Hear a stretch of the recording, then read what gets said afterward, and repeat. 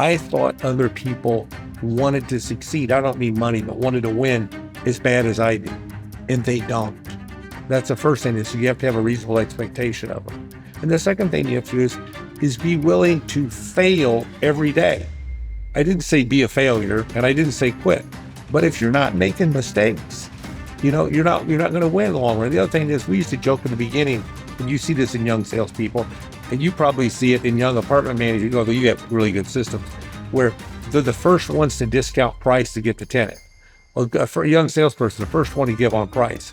Once you figure out that you know what you're doing, you want to lose some on price. But that's a hard thing when you're starving for revenue to be wanting to do. If you or someone you know owns an apartment community, listen up. Storyboard Living is actively seeking 40 to 250 unit apartment communities within a 3-hour drive of St. Louis, whether that's Carbondale, Illinois, Columbia, Missouri, or St. Louis County. We're easy to work with and competitive on pricing. You can send information to deals@storyboardliving.com. That's deals@storyboardliving.com. Shaun, thanks for taking the time. I appreciate it. Good afternoon, Raj. Thanks for having me. I love seeing you, and I love being on your podcast. This is your second time being on. The first episode, episode 7, people can check out if they're interested. We kind of talked about your past and, for the most part, where you've been. And I think this episode will talk about where you're going. For those who don't know, you're a speaker, author, entrepreneur, and felon. You built a bank and sold it for $500 million. You've been involved in numerous entrepreneurial endeavors. And your new book, The Green Choice, the way I view it is your way of giving back, because it's solely focused on aspiring entrepreneurs. Is that fair to say? That's absolutely right. I think, when you get to be my age and you've had successes and many failures as well, what do you leave? And, whoever said that you can't, if you don't use others' experiences, you're doomed to fail because you can't afford to make every mistake. So hopefully I can get people to read a book that's fun and informative and help them on their journey. Because of all the things in life I've got to experience, and you're an example. I'm actually very proud to call you a friend because of your accomplishment. To me, being an entrepreneur is the ultimate freedom.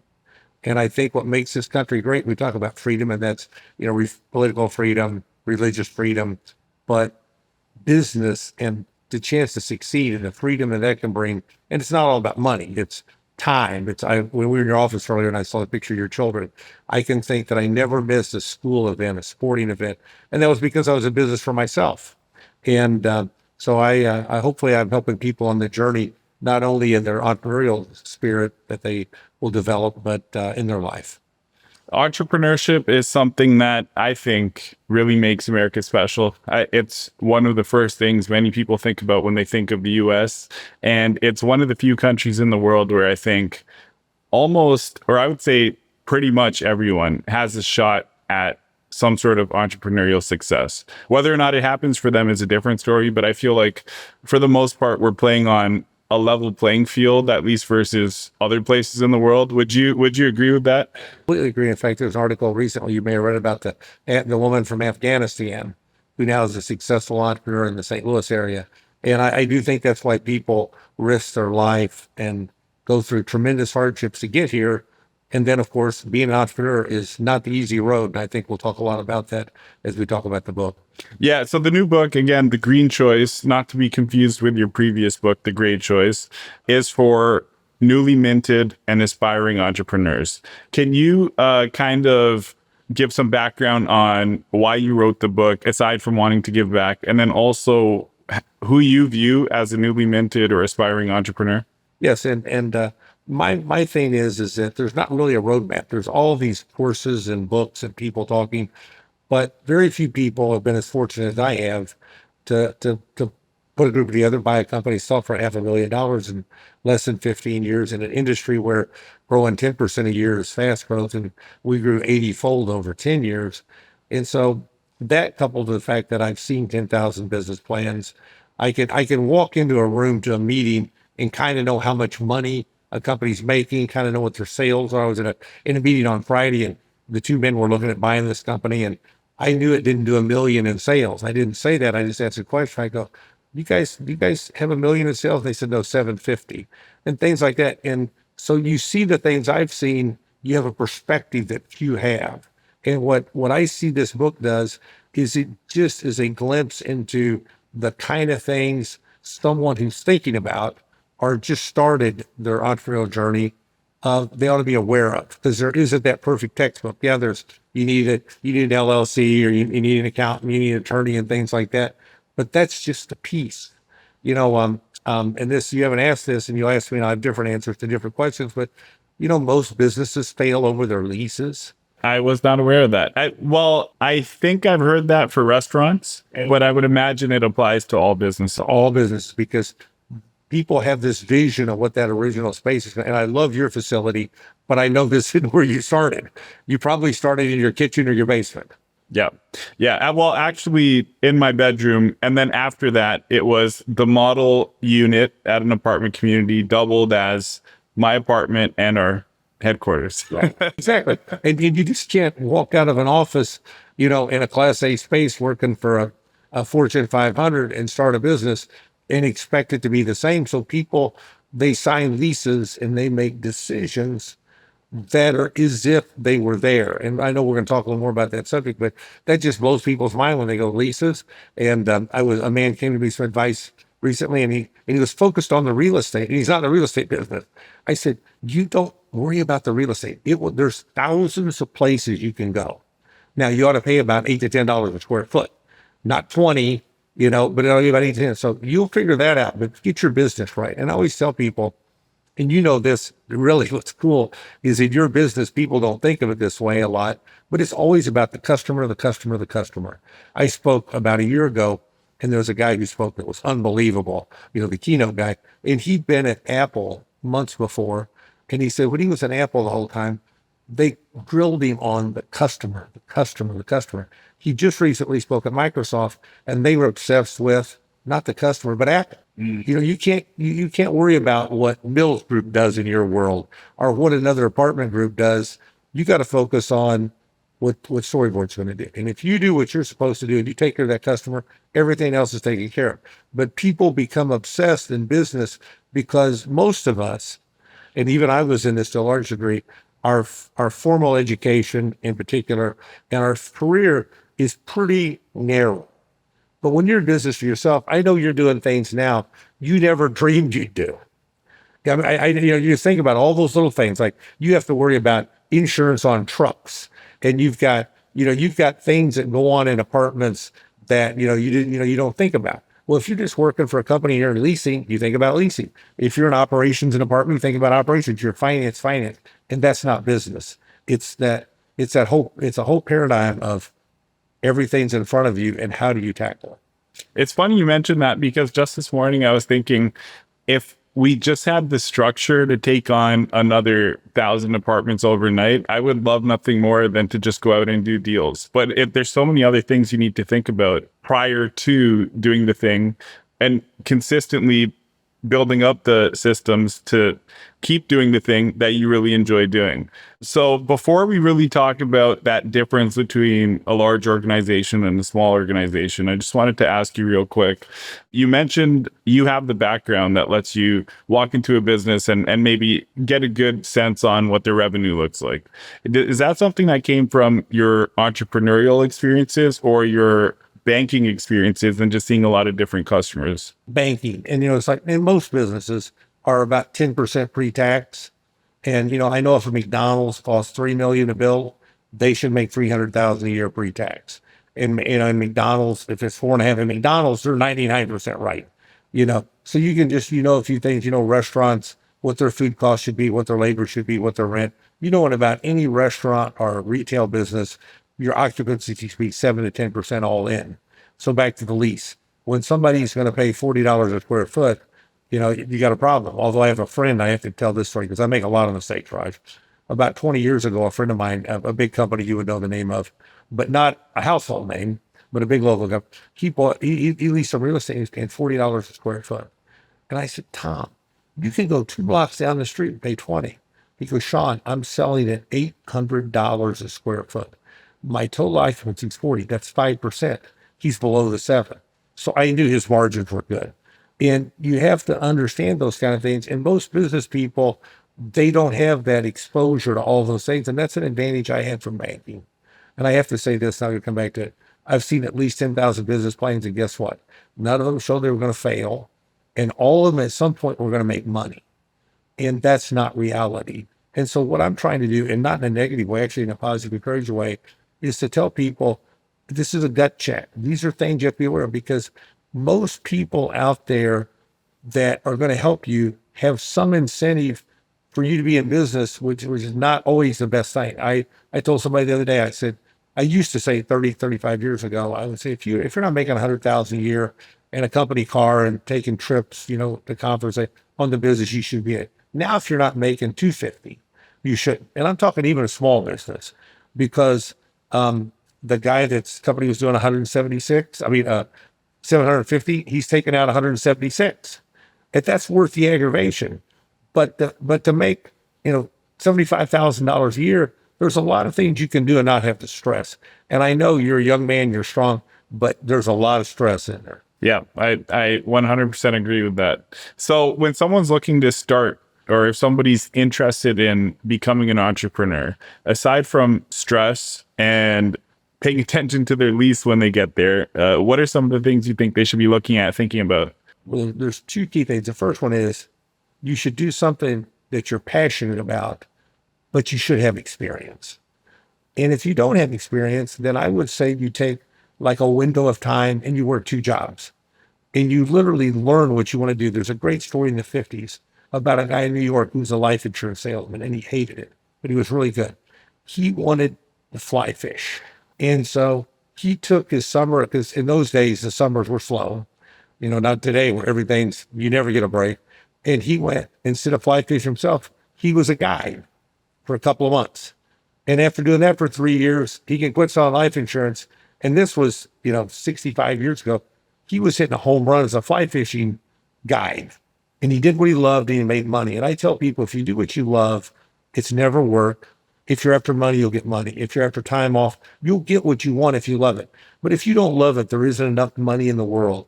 I've met with you enough times to know how passionate you are about creating a living environment for someone who's choosing to rent or has to rent. That's exceptional. And you're passionate about that. And that permeates through your organization, because I would tell you this, Raj, you're really not the CEO. You're the chief cultural officer. And the Storyboard culture is now a whole lot of people, but in the core, it's you. And that's what somebody has to be. They have to be so passionate, but you also have to have that practical experience. I mentioned you earlier about a guy who's a very successful Northwestern mutual salesman, and he wanted to own a restaurant. And I actually begged him not to do it. And he took a franchise, and he lost his home, and he went back to selling insurance. The good news is he was in his 40s, he recovered. And I'm glad he took that experience, but it's tough. I was on a panel about 10 years ago with a guy who founded an earbud.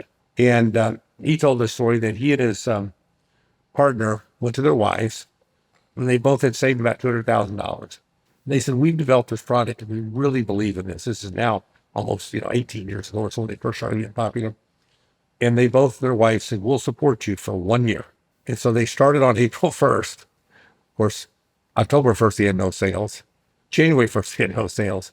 So he gets into February, and the guy that I was seeing next week, finally, I looked at my wife, and he said, I said in the beginning, if I failed and I lost our $200,000, that I would, April 1st, go back and get a corporate job, and I'd be done for the rest of my life.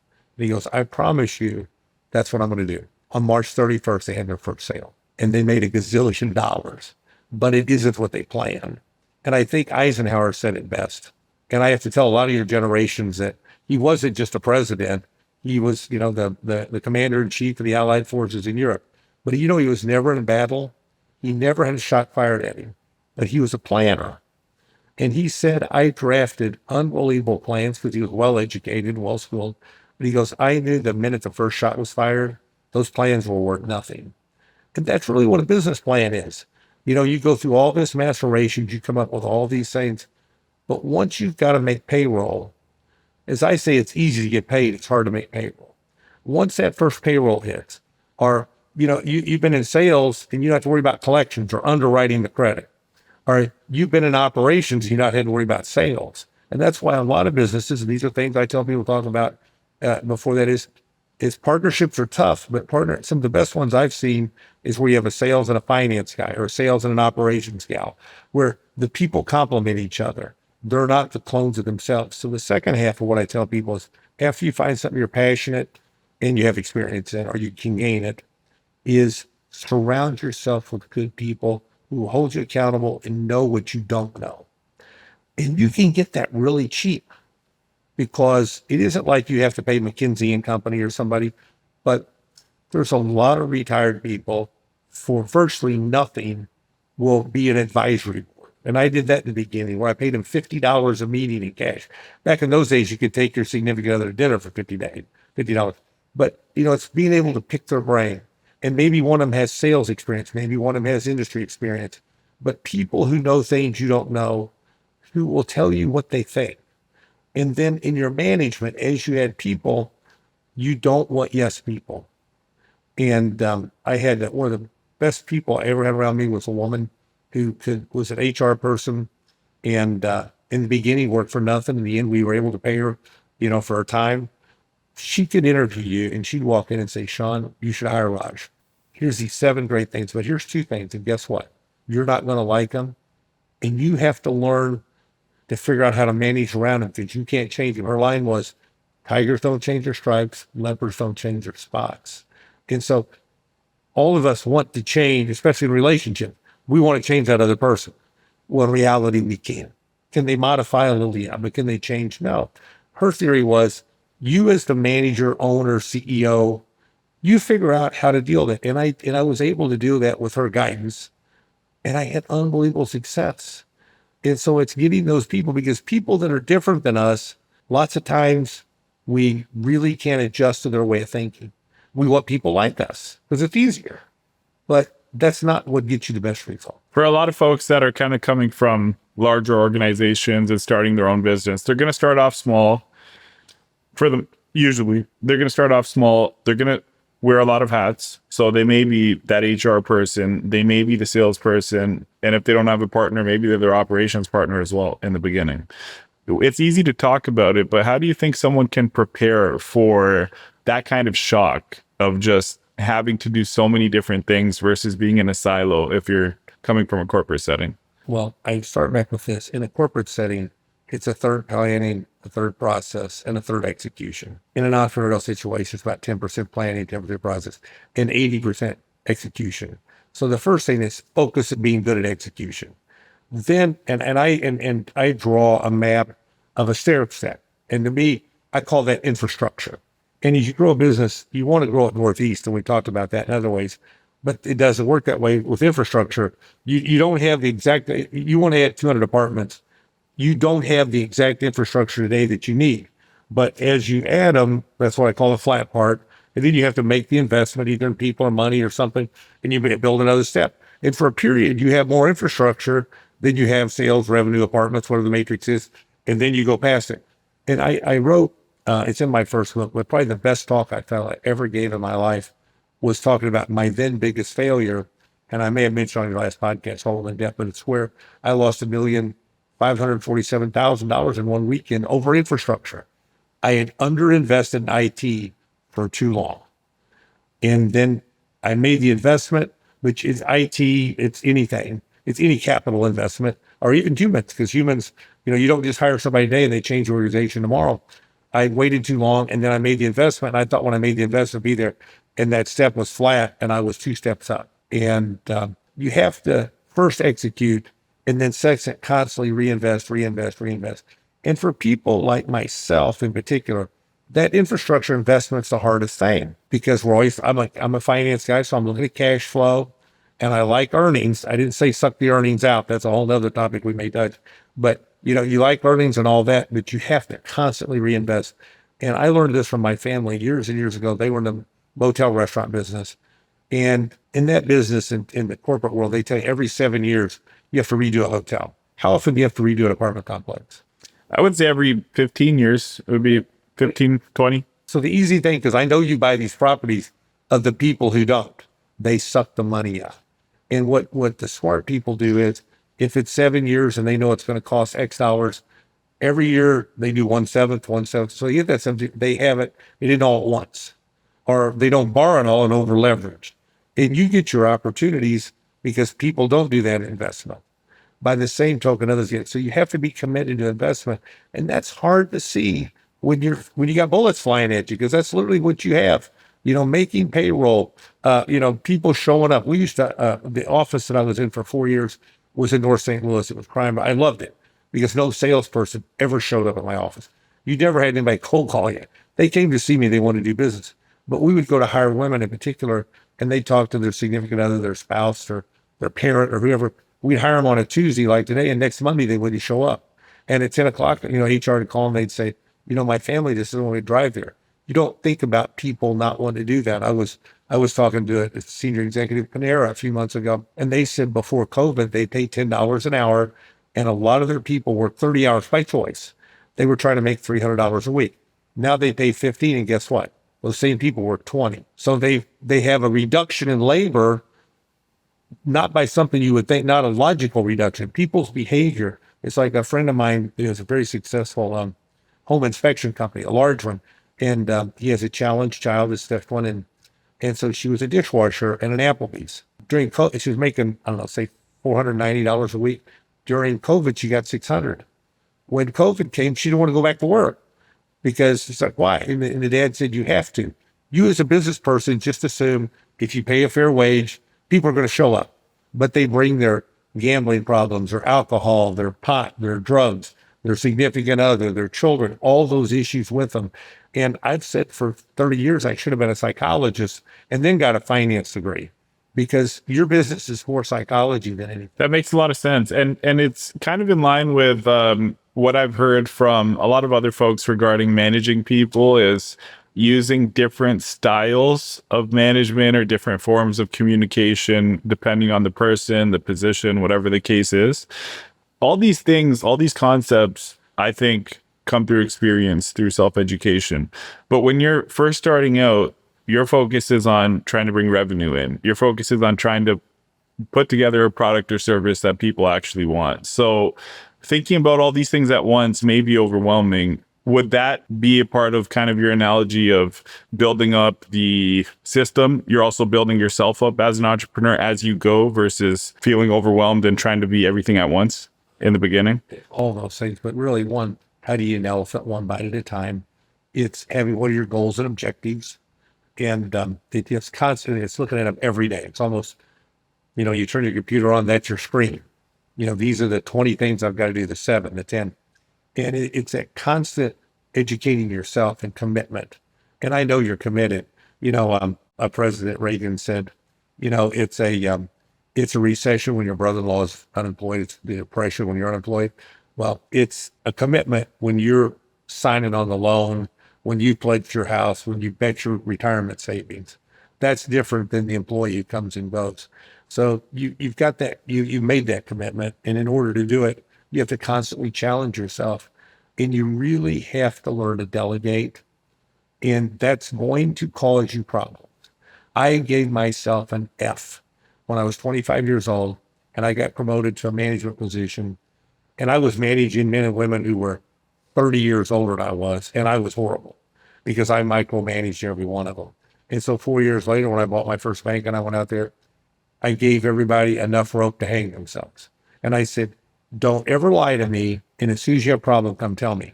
You'll never lose your job if you make a mistake. You'll lose your job if you make a mistake and hide it.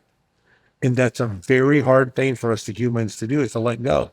Especially in my case, where I took every day I had, every dollar, my retirement, and pledged my house. So I was all in the poker terms. But when you do that, if you don't have faith in your own ability to judge the business you're in, the people with, you got problems. And then to have the trust. And you're going to make mistakes. You're going to get disappointed. That's life. And that's, one of the things that was the hardest lesson for me to learn was this. I thought other people wanted to succeed. I don't mean money, but wanted to win as bad as I do. And they don't. That's the first thing, is you have to have a reasonable expectation of them. And the second thing you have to do is be willing to fail every day. I didn't say be a failure, and I didn't say quit. But if you're not making mistakes, you're not going to win in the long run. The other thing is, we used to joke in the beginning, and you see this in young salespeople, and you probably see it in young apartment managers, although you have really good systems, where they're the first ones to discount price to get the tenant. Well, for a young salesperson, the first one to give on price. Once you figure out that you know what you're doing, you want to lose some on price. But that's a hard thing when you're starving for revenue to be wanting to do that, or even want to happen. That makes a lot of sense. And now that I think about it, I think I do see a clear difference between the more experienced and the younger salespeople in terms of their approach, whether, they're selling software or whatever it might be. I feel you have a real gift with the way you're able to set a scene or paint the picture. Are you able to, maybe using your own experience or some experiences from others, set the scene of what the reality of entrepreneurship looks like? I don't know, call it years 1 to 3 for somebody that wants to be an entrepreneur. Thank you for choosing 3 years. I was a four-sport letterman in high school in my freshman year, 50 years ago. Right now, we got a new coach. And he walked in and he said, to build a program, it takes 3 years. And he wanted to set the expectation of the team was 0-10 the year before, was it's going to be a hard year. And then we're going to be better, and then we're going to be good. And that's a hard thing for us to do as human beings, because we want to believe we can go from 1 to 10 quickly. And so you have to look at things that first year. And that's why I tell people in their projections, you want to look at cash flow on a weekly basis, but you may not make money that first year. And that isn't the ultimate judge. Now, I want you to, and you want to, but you have to be realistic. And then but in the third year, if you're not winning, then you need to figure out, am I in the right business? Should I be doing this? Things like, usually if you've lost money for 3 years, you're gone. But the point is, and by the way, statistics on most businesses, 89% of restaurants fail in the first 36 months. 85% of all small businesses fail in the first 36 months. So you have to be realistic. And you have to look at it. And that's the hard thing, because you said something a while ago, and we joked about this before the interview, but I was with a big Fortune 500, and every month, the St. Louis operation, we called it corporate support, $40,000 a month. Well, when I went on my own, I wanted some of that corporate support. I didn't want $40,000 worth, but when you're in your office, you don't think about collecting receivables. You know that, and this doesn't matter the credit. It's a good credit. You're going to get paid. It's not like they're going to not pay you, but you're used to that money coming in. If it doesn't come in, you just know that all those things you have to pay for are paid. Well, when you're the entrepreneur and that money doesn't come in, you've got payroll, you've got payroll taxes, you've got rent, you've got things you have to pay. And that's so it's focus on the execution of sale and focus on cash flow. My dad was a successful businessman, and he was 42 when I was born. So he was on his way out by the time I got serious. But all he told me was, Shaun, it's all about cash flow, cash flow, cash flow. He didn't say earnings. He said cash flow. Because if you don't have cash flow, you won't live to get earnings. And that's the hardest thing, because my brother-in-law and I bought a company 33 years ago, and paid every dime we had. And of course, he could sell and run a good business, and he did. But it was in an industry where the receivables were standard 90 to 120 days. Well, you got to pay people every week or every 2 weeks. Think about how much, when you're going in, you don't think about how much cash you need. The good news was he was smart and hardworking, and Hurricane Andrew came through and he hit the schmutz, as we would say, and it solved the problem. But those are the kind of things you don't think about when you're in a corporation, because, there's money there. If you're in sales, or even if you're running a division, treasury's providing to pay the bills. And I know from the business you're in a highly leveraged business, which is the beautiful thing about real estate, and you have to make payments every month, and you have to collect rents to make those payments. And I know you're on that, but that's not what a lot of people think about. So in those first 3 to 5 years, especially, year one, it's about cash flow and how do I get profitable. Year two, it's about how do I move and how do I get enough sales to be scalable. And then year three is I've got some scale and I got profit. And I looked at a business the other day, and their first year, it's $1 million goal. In the second year, it's 5 million. And when they told me the numbers, they can see 4.5. That's a good stretch. From 1 to 5 is good. Now at 5 million, you're scalable. But the other thing is, if you want a business, in the old days, if you did 1 to 3 million, you made a good living. Now you kind of need 5 to 10. And that's a lot of more moving parts. But 3 years is the right time horizon. So aside from passion, which you mentioned, what other exercises or checklists or anything practical can someone use to try to decide what kind of company to start or what kind of business to buy? I feel like it's a tough decision for someone to make, and passion will only take you so far if it's not practical, like you were saying. Was his experience. And before I answer that, I'll stop with, we used to see Monsanto used to cut labor every odd year beginning in 85. So you really talented men and women would leave. And we called it buying a job. I drive by all kinds of businesses in town that are still in business 20, 30 years later, engineering firms. One's a bread making company. Guy had a passion for making bread, and he's been doing it for 30 years. And we put it, it's that. So a lot of people buy a job. So I'm above the buying the job. I'm with the entrepreneur. And those people, you have to have passion, and you have to have the vision of where am I going to take this? And I can be passionate about it, but where can I go with it? I might be passionate about blueberry pies, but I can't take it very far.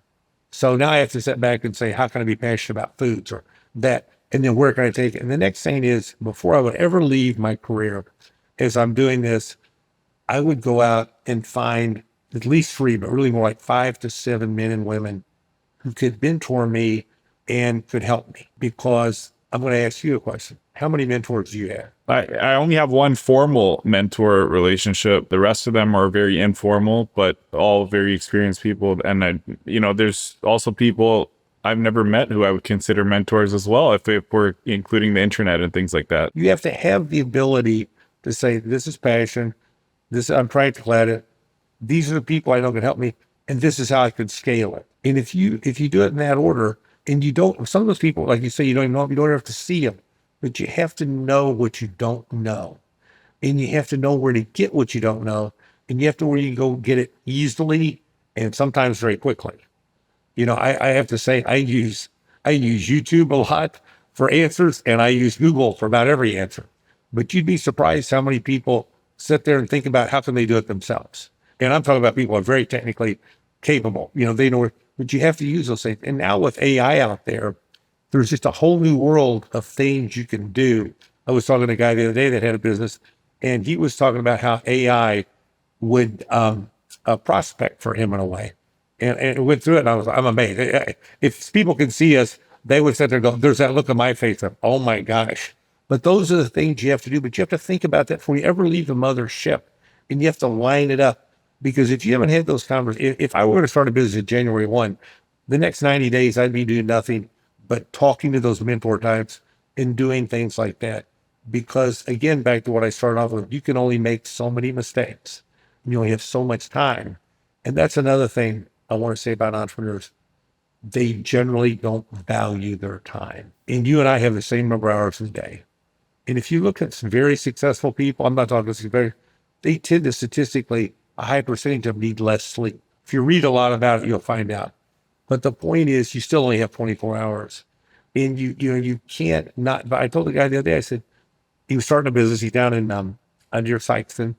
And he was acting like he could just go anywhere and do things. And I said to him, Roger, even if you only make $100,000 a year, and you'll work 3,000 hours a year, not the 2040 that the company does, that's $33 an hour. You can't spend 3 hours doing things and get nothing for it.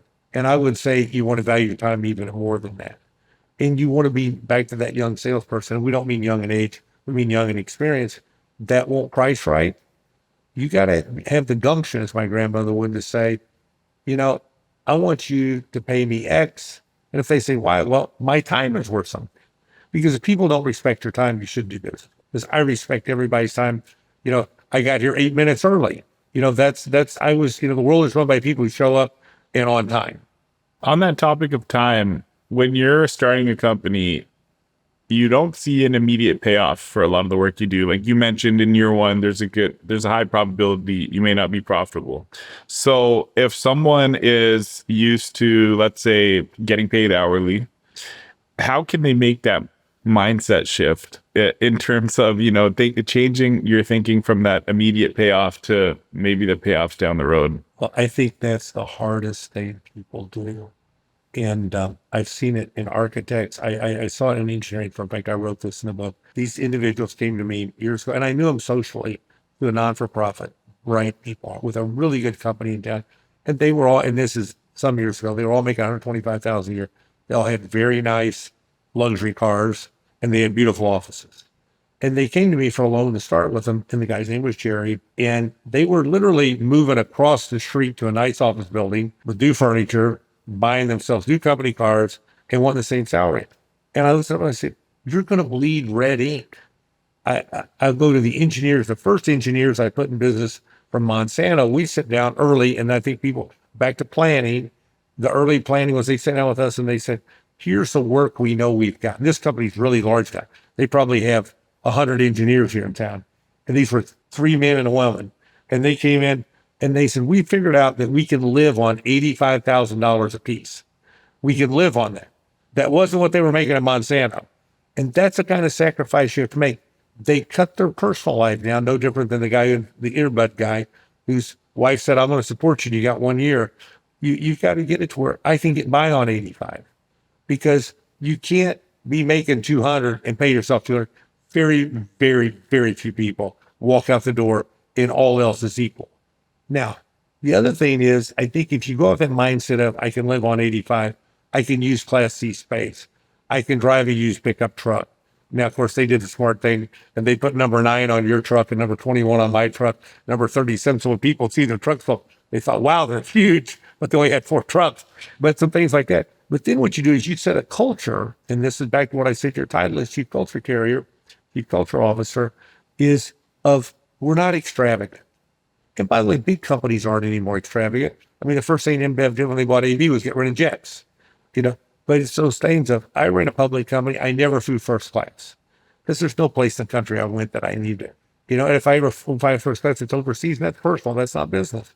But the point is, it's that culture. It's 1, being efficient, 2, being a good steward, but 3, the people around you, they go, "My first desk was a piece of plywood on top of a desk that was worn out." And it wasn't like I went and bought a new desk. And those things set an example of your people around you going, "These guys or gals are really serious about making this successful." And then that permeates through them. I was notorious. I would never buy Post-its because I thought Post-its were a waste of money. So in our company, because you can just, tear off a piece of paper, I would tear up paper, I'd use notes. And so the joke was at birthdays and holidays, each employees gave each other Post-its so they could have them. But it's those kind of cultural things that'll make you successful or not. It's setting the bar where people see where you stand. Would you say at some point it's okay to start spending as a company on things that are not necessary, just nice to haves, in terms of like if the culture you want to build is a place where people really enjoy being at work? Like, we don't do this, but I've heard of some companies that, for example, might cater lunch every Friday for the team. All kinds of things like that. Yeah. You have a shuffleboard over there. It's, whether it's ping pong or now today's world pickleball is if you have the space. I was reading an article in the journal today where a company's just hitting a home run on leasing office space when no one else is, but they have all these amenities. We are in a world, I came out at the end of the World War II generation. By the way, that's the day you go to lunch with people and they really drink 3 martinis. And then I'm thinking, how did they work in the afternoon? And then I found out they didn't. But it's culturally different. So you have to create an environment. But in the beginning, it's okay to be frugal. But even when you're catering in lunch, it's figuring out a way to do it effectively and helping another small business and showing them that you care people. And you may be a business where you have people, you can do things in trade, you can do all kinds of things. But I think you have to treat today's worker very different. In fact, I think it's going to be interesting next year or so, because if you notice, last week, the journal talked about all the Fortune 500 are saying everyone has to now come to the office. Well, there's a lot of people that have spent 3-4 years not going to an office. There's going to be a lot of pushback. So it'll be interesting to see how do they deal with that. And we got a lot to learn from it. So yeah, you do need those. That's back to an investment. Anytime you make an investment, it makes people feel good. It makes them want to work harder. My wife at the time was a lawyer with the largest law firm, excuse me. And most of her friends' husbands were with large banks. And one night she came out at like 6:30. She had to pick me up. We were going somewhere, and I guess she had a car and I didn't. And she came in, there's people everywhere and they were salaried. She goes, She said, well, David, meaning her best friend's husband, he was at the bar by 4:30 and he's home now. And he said, what are these? She goes, why? I said, we have a culture to where these people, they don't look at the clock. And I don't care if Craig is here, that's great. But if tomorrow morning he misses half a day because he wants to see his 3 kids in a play school, I'm okay with that. I'm not tracking time. I'm tracking results. And I believe you want a results oriented culture, not a time tracking. I think you were ahead of your time there because, from my understanding, a lot of organizations are being more flexible and they're worried more about productivity results versus clocking in and out and making sure that you're in front of your desk or computer for 8 hours a day. But and you and I know this. How is Cyber Monday the busiest shopping day of the year and people in their offices? I want the result. And I had a guy, in fact, I had someone this morning to me that he made $400,000 a year working for me 20 years ago. If he'd worked for any other bank in town, he made 100 or 125, just because his deal was 10% of his cost profit center. And I got huge results because of that. I'd much rather have the result. I don't care what you're doing, just get it done legally and morally. Right. Makes sense. We talked a lot early on about leases being one of the reasons why businesses fail. What are some of the other reasons why businesses fail?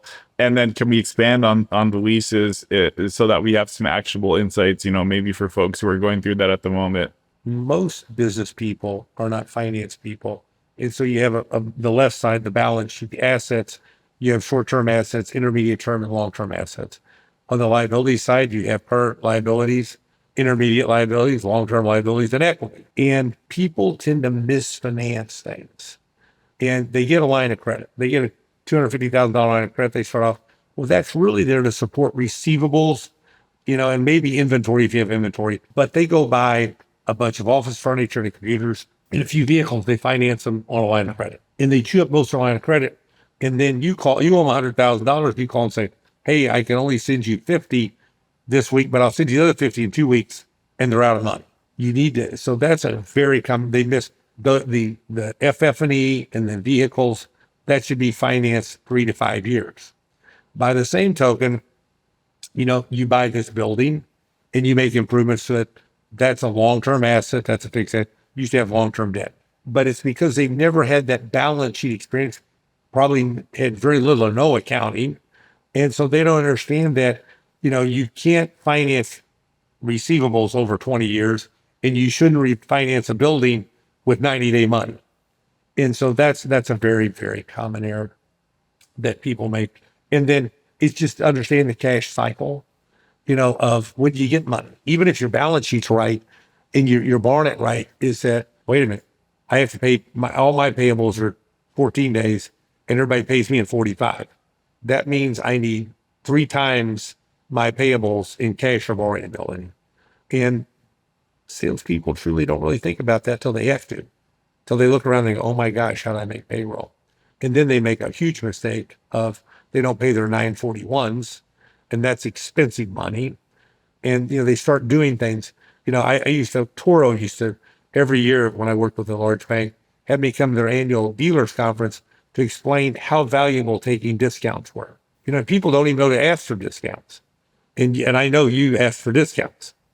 And so it's managing money. That's the second big thing. But back to leases, people generally lease too nice a space and they end up way over improving it. And that makes it cost more. People think, oh, Raj, you're going to give me this space and it's all built out. Well, yeah, but you're going to pay, but they don't think they're going to pay for it.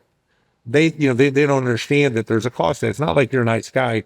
You are a nice guy, but you're not going to just make this office as beautiful as it is and not charge me for it. You can't do that. You go out of business. So they do things like the other thing is they fall in love with a location because it's close to home. And for some reason other than business, and they're in the wrong place. A lot of businesses, if you're a wholesale, you can be anywhere. If you're a restaurant, you need to think about this. And I learned this many years ago. An interstate highway, a river, they are barriers. A river's a natural barrier, but an interstate highway, in Chicago in particular, you talk to people, they don't go north of I-80 or north of of I-9 or south or east or west. And you got to think about where's your market, and you got to be somewhat convenient. Well, it's a fact of life in real estate. They say location, location, location. The better location, the higher the price, and then you price yourself out of the business. And I looked at a deal that's actually going to be on this side of the river, and I took and did the math, and I said, you all have to do $28,000 a day to make this work. I don't know if you can or you can't, but that's the math. And they looked at it and said, 28,000 a day. Now, that's $10 million a year. I don't know if they can do 10 million a year. That's, you have to, that's a practical thing. A whole lot of people just say, wow, this is a great location. I come to this interchange that you're at, and I look at it and I'm thinking, on the south side is better. And then when I want to be on the northeast side and the northwest side, they're pretty equal. Like the northeast side, you're on, it's better because there's more traffic. The west side didn't go anywhere. But just little things like that, people don't look at that. It's tougher to, if I'm a restaurant, it's tougher to make it over by Red Lobster than it is to make it by Lake Lotawana. Now, you got to have good property. People got to want to go there. But those little things are the difference between success and failure. That's a great point, because one, maybe two standalone retail spaces there on the northwest side that always go dark after 6 months, a year, whatever the case is. So, and if you're looking at it on a map, you would think it's right, close enough to, it's close to people, it's right off the highway, whatever else. But in that type of scenario, if you're not a local expert, if you're not a real estate expert, is it as simple as getting a real estate broker involved to help you find the right space for your business? And you said exactly what I was going to say, but for one thing, get a tenant rep agent, because people don't realize this. Even if you pick the realtor, they're working for the property owner, unless you specifically have an agreement that they work for you. Not that they're not good people, not going to help you. I'm not going to say that. But it's just inherent. The other inherent thing is they only get paid if you take the space. Mm-hmm. So those are two things that work against you. And again, it's not that they're not good people, but they want a commission. And they think that way. You're in the real estate business. I doubt you have a real estate license. But the point is, you see people that just think of the broker, the transaction. And that gets people in trouble, because it's almost like people go to buy a car and it's an emotional, it's an endorphin, it's an experience. It's the same thing when they're looking for a house, an apartment, or for space. And you can't make it, you just can't make it. The other thing is, you have to have a relationship with your landlord, and you have to make sure that you have an attorney. My wife had a business in Chicago at the Apparel Mart. This is how I know Robert Kennedy. And the Kennedy family built that in the Depression and owned it until just a few years ago. And he ran it. And she went up there, and 2 years later, it was a recession. And my secretary said, Robert Kennedy's on the phone for you. I'm like, for me? And I said, oh, and the woman said, oh, for Mr. Kennedy. Came on, he sounded just like his dad. And he said, Shaun, he goes, we're FedExing you a lease for your wife to execute. He said, it was like 90 pages. It was bound. It was beautiful. He goes, your entire lease is X'd out except for page 17A. We're lowering your rent $4 a square foot. Please don't give it to your lawyers again. Just have her sign it. I said, thank you, Mr. Kennedy. That's how brutal my attorneys had been on the way in. No, I didn't have an attorney. I used a real estate guy. And he was so good. They wanted you to have $10 million in liability for 3,000 square feet. We got them down to $1 million. You get renters insurance from people. You know that nobody's going to buy $10 million worth of insurance for your apartment. Just the stuff they put. Most people don't realize in an office building, you're renting the hallway. You're looking at me and agreeing, and I know you know. I've looked at office lease and wait a minute, you guys you're renting 100,000 square feet gross. You only have 70 livable. Yeah, the people don't understand. It's not wrong. It's just not understanding. That's why I said surround your people who know what they're doing. But lastly, you want a relationship with every vendor, obviously every customer, but every vendor, your landlord, because things aren't going to work out. That's life. And you want to be able to pick up the phone. I know if I'm your tenant and I've been there and I've stayed in touch with you every month, and I call you after 8 months and I say, Raj, I'm going to be 20 days late. And here's why. And then on the 20th day, you take them the money, or you ACH it and you call them and say, I sent it. You built a bridge by one, telling them before it happens, and then two, delivering the expectation. It's better to say you're going to pay on the 20th than pay on the 15th and call them. They now trust you. And now then you'll give that person something you won't give somebody else. And that's what relationships are about. And again, when you come from that mothership, as I call it, the big culture, you're not having to do those things. And I think that's important. And I don't know where you're on time, but I want to get this in. Working for a large corporation or the government, you really don't have to do anything right. Just God forbid you don't do one thing wrong. So what do? You take no risks. And I'm going to give you a secret in real estate. If there's a foreclosure, and let's say the apartment complex is worth $1,000,000 and the note's 500,000, and there's a $500,000 U.S. Internal Revenue Department of Treasury lien for 500. Do you know that if you buy that for 500,000, let's just say that's a bid. Everybody else is afraid to bid, but let's say you say 600. The IRS gets 100. The other 400, they have 120 days to decide if they're going to pay you that 400 plus 10% interest. Do you know I've never in 40 years seen them do that? You know why? Because you're at the government to get that 400. If they took that in department, you'd probably turn around and pay them 800. But they don't think like that, because what happens if they don't and they paid you interest on that? They would lose their job. And that's the first mindset you have to get out of your own. Remember, I start off with, you have to be willing to fail every day. You have to be willing to have people around you who are going to make mistakes. In a big company, you're surrounded by people who have either very little or no incentive to make one mistake. The government would get billions of dollars in a year by just doing that, saying, well, we're not going to pay you the million, but we'll pay you 750 and they get another 150. But they can't think that way because they're in a bureaucracy that doesn't let them. And that's why people like you and I and others leave and go start businesses, and then we grow them up, we end up at the same place over decades. But that's the impetus, that you can't think that way and be successful. That would explain why large companies, once the founders are out or maybe don't have as big of a role, they start to get run by bureaucrats that don't take the risk and don't innovate on product. And then eventually their brand feels kind of stale, if that makes sense, and their product just feels a little stale, not as exciting as maybe it once was. 95% of all businesses don't make it past third generation. And that's why. Because the further you get from that entrepreneurial risk-taking culture, the more you start to become an amoeba. And that's what I think a bureaucracy is. It just grows because it can grow. And there's just great history in our country of companies that have, gone like fire and then failed because they couldn't adapt. And, there's a story they teach you in investment management. The Pullman family, the Pullman railcar family died, at the end of the 19th century. And they would be billions now. And they went to a bank, and the trust required one thing, that they always invest in passenger rail cars. Well, guess what happened less than 50 years later? They were gone. Now, they should have said transportation or something, but they put such tight controls that you did exactly what they wanted and ended up being worth nothing. Because there's so many, IBM was a typewriter company. They're really a software company now. You think about, they make hardware, but not like they did. General Electric was light bulbs. They were the biggest bank in the world at one time. They were in finance, jet aircraft, appliances, obviously light bulbs. But you've got to figure out ways. You're in apartments today. Who knows what that'll be in 20 years?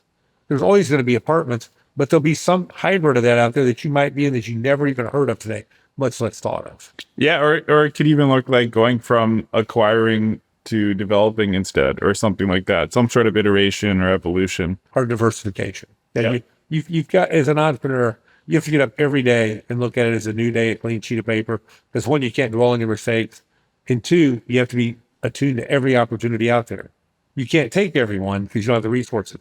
And I tell people, I sent a guy yesterday, he was texting me stuff, and I went to Google and I voice said opportunity cost, and then I hit it and I forwarded it to him, because again, most people didn't have an economic training. And it's a trade-off. I can be on your show or I can do something else. And people don't look at it that way, but it is. There is no such thing as a free lunch. I really had a hard time getting that when I was a starving college kid. And then I got out and I go, I've been to lunches sometime. I would have paid 4 times what it cost to not have to be there. And, it's those little things you learn over time. And that's what I try to do in this book, is just pique people's interest, test them enough. There's a few guidelines I give them to say, these are things I look at. And I don't tell them, get an LLC, get that. But I do tell them, find a competent lawyer, find a good insurance person. You have risk. I believe one of the key people are IT people. You want this, I'm looking at your laptop. You want to turn on every day. You want people software. You can't have breaches, things like that. HR. In day one, you can't afford all those people. So you have to find people who can give you advice, and finance. In the old days, I used to say, get a good banker. That's hard to find because in a large bank, it's a credit card decision. It's what's your credit score. And that can be a really good thing if you got great credit. It can be a really bad thing if you have good credit, but you need somebody to help and you need someone to talk to. I have a guy who has an internet business called me up and said, I need to change banks. And I said, why? He goes, well, I tried to wire $60,000 and they said I can only wire 1,000 a day. They charged me $35. I figured I was going to make $2,000 and it was going to take me it was going to take me 2.5 months to wire the money back. And I said, yeah, I said, go to, write a check, go find a community bank and do this. And I'm not making a pinch for community banking, but you have to understand those things because things don't just happen. The lights here don't just turn on. The IT doesn't just come up. It's funny you mentioned that example because I had about a week ago now, I needed to send a wire. So I typically work with community banks, but I have some personal funds with an online bank, a high yield savings account. I needed to send a wire and it took me 4 hours of my morning. And that was 4 hours I wanted to spend doing other stuff. But it was just challenge after challenge, layer after layer. It was incredibly frustrating. But I had the exact same thing happen. And now I'm going back to community bank. So you probably spent $2,000 worth of your time. And if you had $100,000 and you earned, 5% and not 3%, you just gave the 2,000 back. And that's my example. And I know you know that, but most people don't know that. They leave over the frustration, but it gets down to, and I really challenge your generation younger this. All business is about people. And there's a saying that's been around all my life. All politics are local. All business is local. I don't mean all of it's here in St. Clair County, but it's about people and that. And you want to know the people. And that's why I encourage people, get on a plane, get in a car, go meet the people you're doing this. Do a Zoom call. If nothing else, be able to look and say, if you run into them, oh, I know that person. Because that little bit, it's hard. If you and I did a transaction, I already know the answer and you do too. It'd be hard for you to tell me no. It'd be hard for me to tell you no because I met you now several times. And that's a little investment. And you can hide behind a text. You can hide behind email. You can hide behind a screen and deal with this. But if you can get a person there, it's amazing what little things can happen. And sometimes that's an aggravation. Yes, it's always time. But if you do that, it always comes back multiple fold. I've always heard the saying, no good deed goes unpunished. And there's a lot of truth in that. But I would say at the end of the day, I'm light years ahead of where I would have been. And yes, people taking advantage of me. It's not working the way I thought it would. But I'm so many fold over that doesn't matter. And I think that's the key to entrepreneurship is get yourself around the best people. And you hear those sayings where they say, you're only as smart as the 5, you're only as rich as the 5, but you're only as good as the 5 too.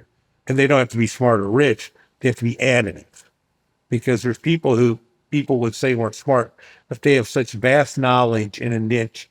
It's like when we sat down before this is over, we were talking about a little project, and you told me about a storage thing, and I sat there and I thought, that's brilliant. And if I hadn't come to your office, whether we do a deal or not, whether that deal happens or not, I now have a new idea in my head. That was worth a drive over here no matter what.